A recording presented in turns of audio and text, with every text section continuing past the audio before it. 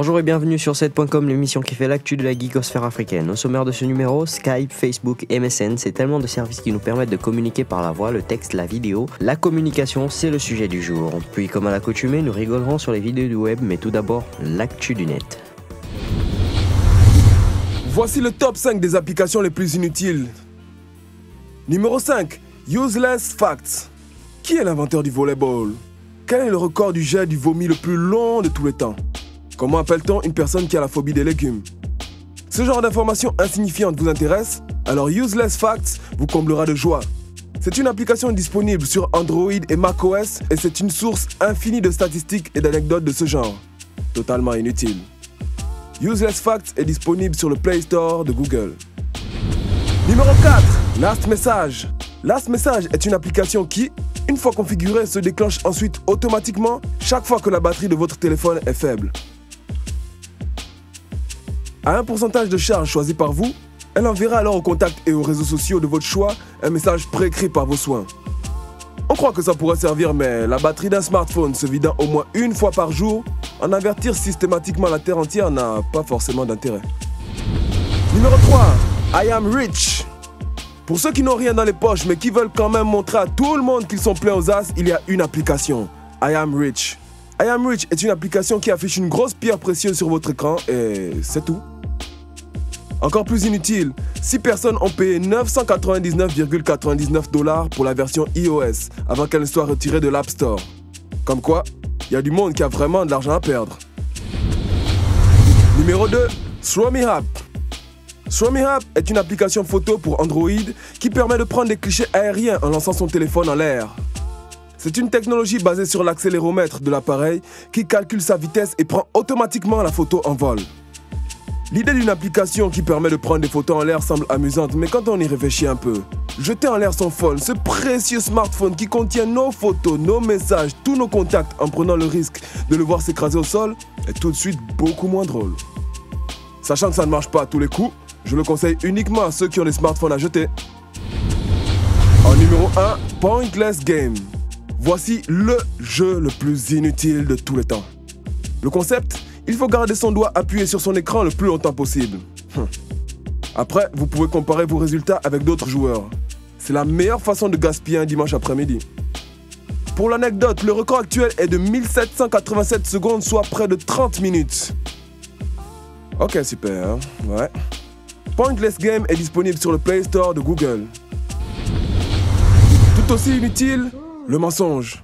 Quand il s'agit de femmes, certains ont beaucoup d'inspiration. Putain, ça c'est pas amusement, hein? Ok, point la voiture.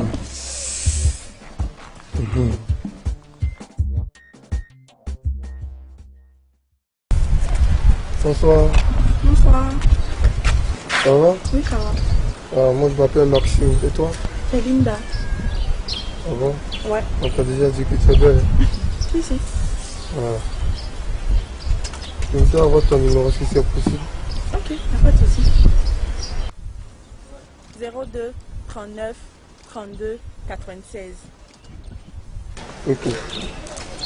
Pas de problème. Bon, je voudrais te déposer, mais ça sera pas possible parce que j'attends un ami là. Ah, ok.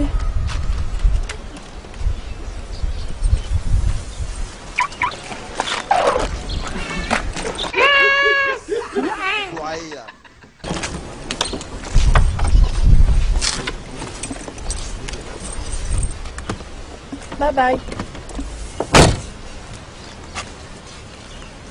À tous ceux qui aiment mentir aux femmes, sachez que ça rattrape toujours d'une manière ou d'une autre. Depuis la création du réseau puis d'Internet, communiquer a toujours été le maître mot pour les utilisateurs. Aussi, à sa création fut intégré le email, l'un des 3 services qui constituent ce super réseau.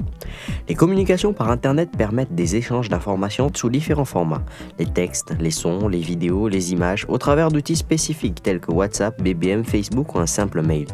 Ces outils de communication permettent la création de liens et favorisent la communication instantanée quelle que soit l'heure ou le lieu. Internet favorise aussi la communication simultanée entre plusieurs internautes et devient un outil impuissant pour le marketing. Pour avoir une communication, il faut des interlocuteurs, donc dans le cas informatique, une communauté ou une personne bien précise. Une communauté virtuelle est un collectif d'individus qui communiquent entre eux par l'intermédiaire de dispositifs numériques et partagent un sentiment d'appartenance à un groupe suffisamment fort pour que le dispositif numérique devienne un lieu symbolique par lequel se reconnaissent tous les membres de la communauté. Exemple, la communauté Facebook. Par la communication virtuelle, les membres trouvent un appui affectif ou social par des gestes d'empathie, de partage de la part de leurs interlocuteurs. Peu à peu, se forme au sein du collectif d'individus une structure sociale faite de règles, de normes, de codes, de conduite, implicites ou explicites, de sanctions en cas de non-respect. Écrire, commenter, copier, coller, mixer, publier, partager ou échanger des photos, des vidéos, des liens, des tags sur des sites de présentation de soi et de ses univers relationnels, développer des expérimentations cartographiques ou de mob blogging articulant le web et le mobile dans un espace augmenté. La dimension massive de l'usage des technologies sociales est frappante. La communication a changé le monde et le monde évolue. Il apporte une dimension si grande aux techniques qu'ils emploient à travers Internet que vous, le grand public et les grands acteurs du social, de l'économique, du culturel ou même du gouvernemental se retrouvent au même niveau de visibilité et d'expression. Le monde a changé. Profitez-en. En 35 ans, nos espaces de travail ont totalement changé. Cette vidéo nous montre l'évolution des bureaux depuis 1980.